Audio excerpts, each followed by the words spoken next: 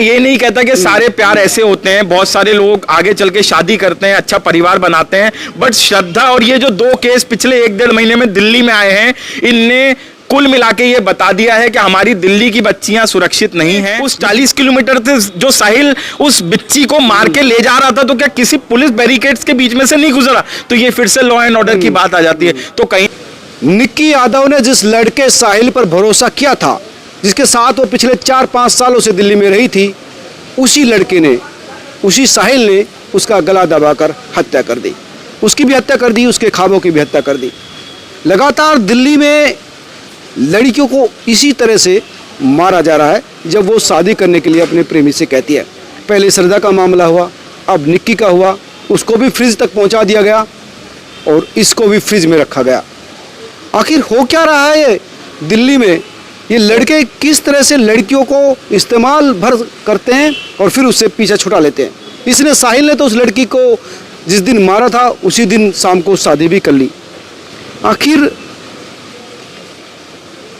किस तरह से इन लड़कियों की सुरक्षा हम कर पा रहे हैं, वो किस तरह से लगातार लड़कों के छलावे में आ रही हैं। मेरे साथ बात करने के लिए हैं डॉक्टर भूपेंद्र चौरसिया जी, जो लगातार लड़कियों की सुरक्षा की आवाज़ उठाते रहे हैं। डॉक्टर साहब, आप यहाँ पर भी आए हैं जी, पोस्टमार्टम हाउस में, आपको पता लगा होगा कि ये मामला हुआ। जी जी जी। ये लड़की पिछले 5 साल से साहिल के साथ थी और उसके साथ शादी करना चाहती, लेकिन जैसे ही उस शादी के लिए प्रेशर बनाया, उस लड़की की हत्या कर दी। मनोज भाई, मैंने देखा काफ़ी अच्छी बच्ची थी और मेडिकल की तैयारी के लिए आई हुई थी, डॉक्टर बनने का सपना था, पर जो इसके साथ हुआ है उसने फिर से एक बार दिल्ली को झंझोड़ के रख दिया है। कैसे हमारे दिल्ली में लगातार 1-1.5 महीने में ऐसे काम हो रहे हैं?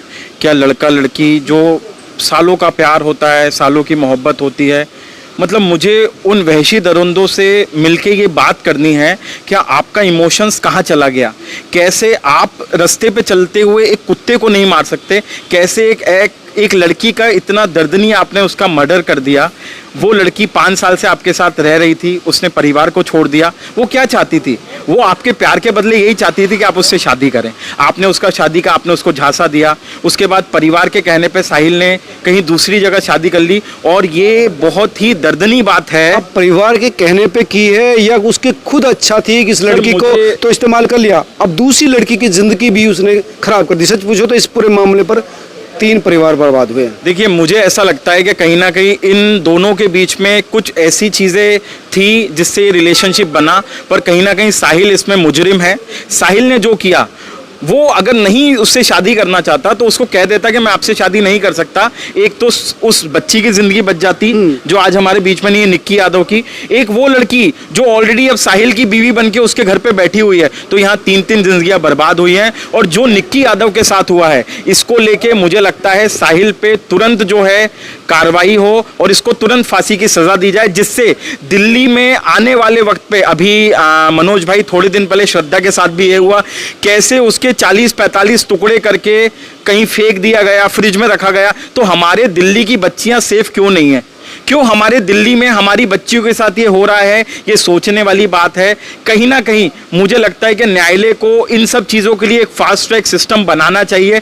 जब खुद कातिल ये कबूल कर रहा है कि मैंने मोबाइल के चार्जर से उसका गला रेता, वो वहां मर जाती है और 40 किलोमीटर तक वो गाड़ी जो है उसमें, वो गाड़ी में अपने गांव उसको ले जाता है और अपने ढाबे में एक फ्रिज में उसकी लाश को जो है वो छुपाने की कोशिश करता है, छुपा देता है। एक्चुअली क्या मुझे लगता है डॉक्टर साहब, ये पूरा प्लान्ड था, ये एक्सीडेंटल नहीं हुआ। बिल्कुल उसको पता था कि ये अगर मानती है ठीक है, नहीं तो फिर इसको फ्रिज तक पहुंचाना है।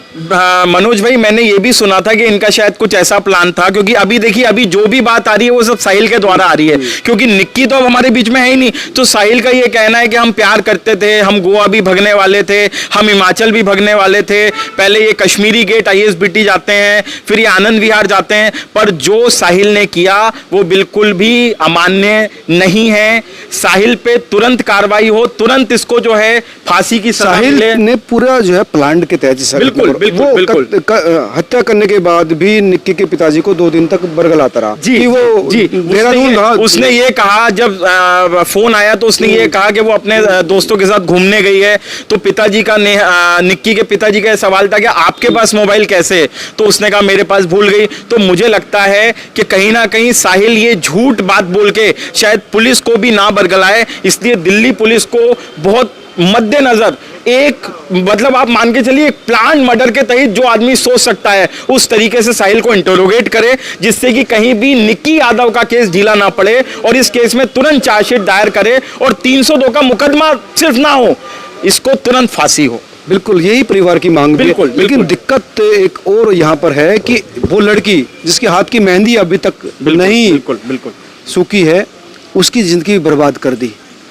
बिल्कुल मनोज भाई, मुझे ऐसा लगता है कि इन सब केसों में जैसे अभी हम पिछले 1 महीने में देखते हैं, एक आपका श्रद्धा का एक केस हुआ, उसमें आपने देखा कि किस तरीके से किस बर्बरता से उसका जो है उसको कई टुकड़ों में काटा गया, कहीं कहीं फेंका, कहीं फ्रिज में रखा। और अब ये जो निक्की यादव का केस आता है बिल्कुल वैलेंटाइन डे के अगले दिन, तो ये हमें कहीं ना कहीं ये बताता है कि अगर माता पिता हमें अच्छी सोच देते हैं, अगर माता पिता हमें किसी इंसान से दूर रहने का बोलते हैं, तो कहीं ना कहीं हमें उनकी बात माननी चाहिए। और थोड़ा सा मैं हमारे दिल्ली के पुरुषों से ये बात करूंगा, अगर आप प्यार को निभा सकते हो तभी प्यार करो, पर अगर आपका प्यार सिर्फ टेम्परेरी है और थोड़े टाइम बाद जब प्यार वाला इंसान आपसे शादी की बात करे और अगर आप उसको काट के इस तरीके से फ्रिज में डालने वाले हैं, तो आप ऐसा रिश्ता ना बनाएं जिसका अंत ऐसा हो। अब उस बच्ची के बारे में बात करते हैं मनोज भाई, जिसके अभी हाथ की मेहंदी भी नहीं सूखी है और अब उसको यह पता चल गया है कि मेरे पति का किसी से अफेयर था। और इसके बाद एक और बड़ी बात, यह पता चलना मुझे लगता है शायद रिश्ते में कड़वाहट नहीं डालता,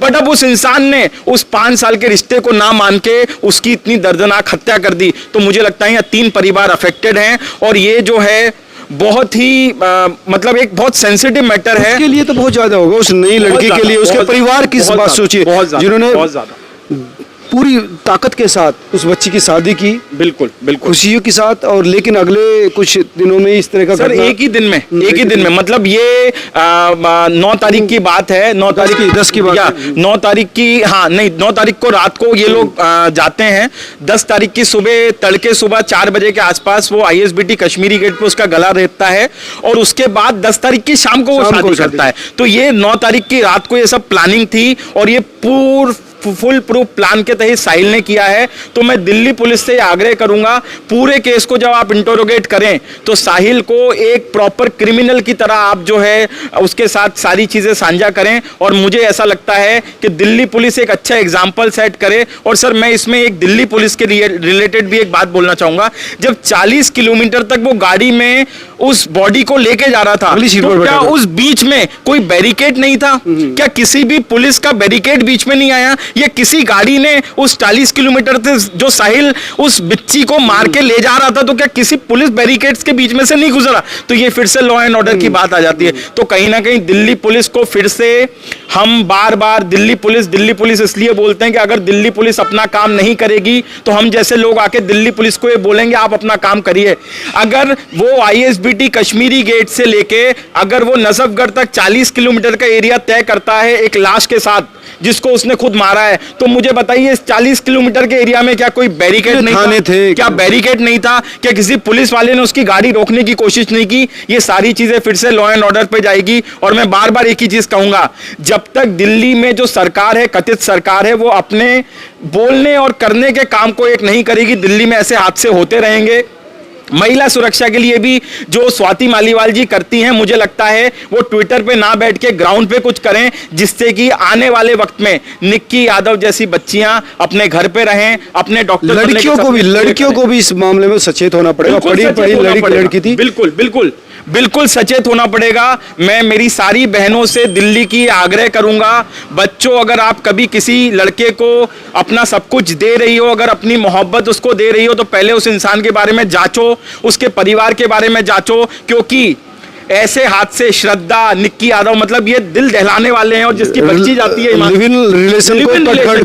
बिल्कुल, देखिए मैं ये नहीं कहता कि सारे प्यार ऐसे होते हैं, बहुत सारे लोग आगे चल के शादी करते हैं, अच्छा परिवार बनाते हैं, बट श्रद्धा और ये जो 2 केस पिछले 1-1.5 महीने में दिल्ली में आए हैं, इनने कुल मिला के ये बता दिया है कि हमारी दिल्ली की बच्चियां सुरक्षित नहीं हैं। ये दिल्ली के केस से तो हाईलाइट हो गए। बिल्कुल बिल्कुल, अगर यही देश की अगर बात करें तो पता नहीं कितनी श्रद्धा और निकी होगी। बिल्कुल बिल्कुल बिल्कुल।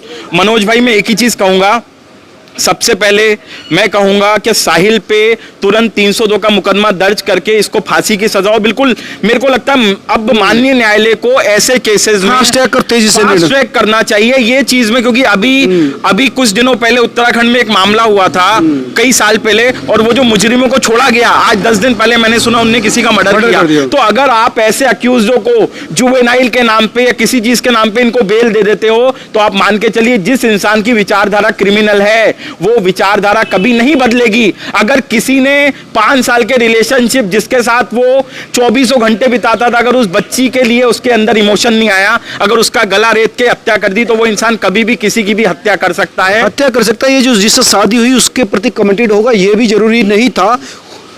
वो 5 साल के रिश्ते को 5 मिनट में खत्म कर देता था। वो लड़की जिसके साथ शादी हुई है उसकी ज़िंदगी को बर्बाद कर दिया। उसके परिवार ने पूरी मेहनत और ईमानदारी के साथ ये रिश्ता किया था, लेकिन उस लड़के की ज़िंदगी भी अब ख़राब हो गई। सबसे महत्वपूर्ण सवाल तो यही है कि इस लड़के ने 3 परिवारों को बर्बाद किया है। तमाम लोगों से आपसे यही गुहार है कि इस तरह के मामले में हमारा यही कहना है कि लड़की खास तौर से सचेत रहें और किसी पर भी विश्वास करने से पहले 10 बार सोचें। आप तमाम लोग क्या सोचते हैं, ज़रूर हमें बताएं। नमस्कार।